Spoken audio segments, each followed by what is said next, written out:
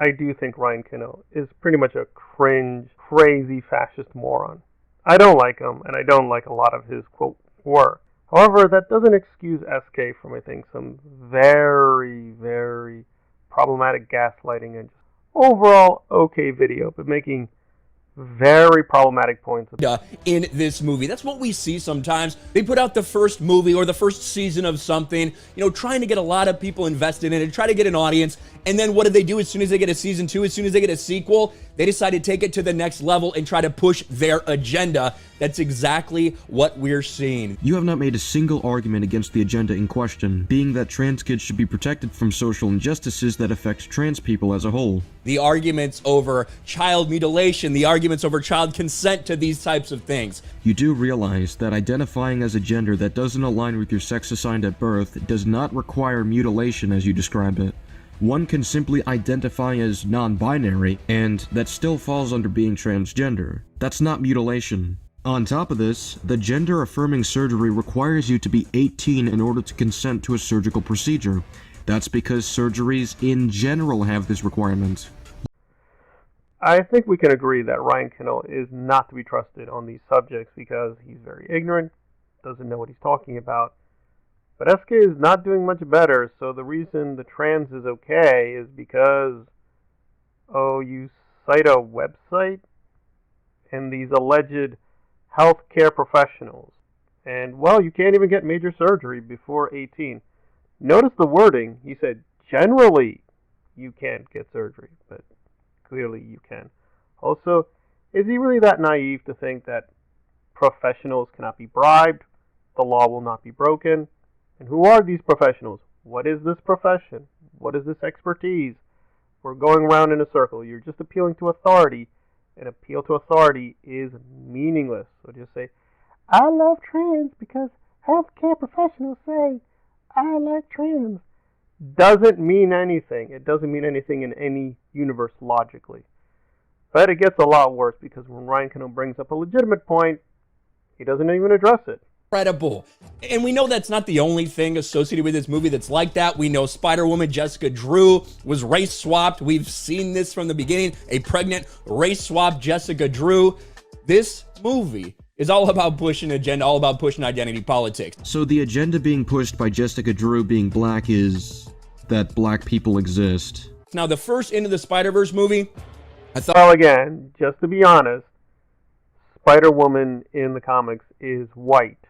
You can double check this very clearly. Apparently he doesn't even bother. He doesn't even get into the subject. Well, was there a race swap in this case? Well, maybe, maybe not. He doesn't bother answering the question. In fact, he just says, Ryan Kinel's complaining black people exist. Again, Ryan may be a racist, but was there a race swap? SK just avoids the issue. He's just not going to go into it, saying, maybe. I don't really care. Well, if you don't care, then what's the point of this video? And then we're going to get even more crazy with the BLM. Blue Lives Matter, while his dad is a cop. Then he'd be supporting a counter-movement that takes the Black Lives Matter slogan and applies it to police officers, distracting from the primary issue at hand. Given the racial injustices inflicted by police brutality, that's probably not something Miles wishes to support. I'd argue it'd be out of character for him to do so, so thankfully the writers didn't do what you're suggesting could have been done. Would people have the same response? Would the woke lunatics be praising it?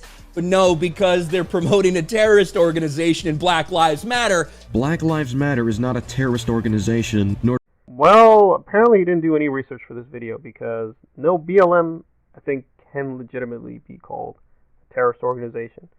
Just look up the word terrorism. Terrorism is either violent action or the threat of violent action, which BLM has done. That doesn't mean it's a terrible, unjustifiable organization. Many social movements may have to use violence. Depends on the case. But we're just begging the question. Is BLM a terrorist organization? I think you can definitely say that. Does Ryan Kinel care? No. He doesn't mind terrorism as long as it's his kind of terrorism. So he's being polemical. But it is a fact that you can label BLM a terrorist organization. He may not like that, but you can say that legitimately. That said, you can still be for BLM, but maybe just join another organization. It just feels that this video is just appealing to prejudice and bigotry. Namely, SK and his friends hate Ryan Kinel. Great. I hate Ryan Kinel. But I'd want to hate someone honestly. There's not a lot of honesty in this video. This just seems a very, very partisan attack.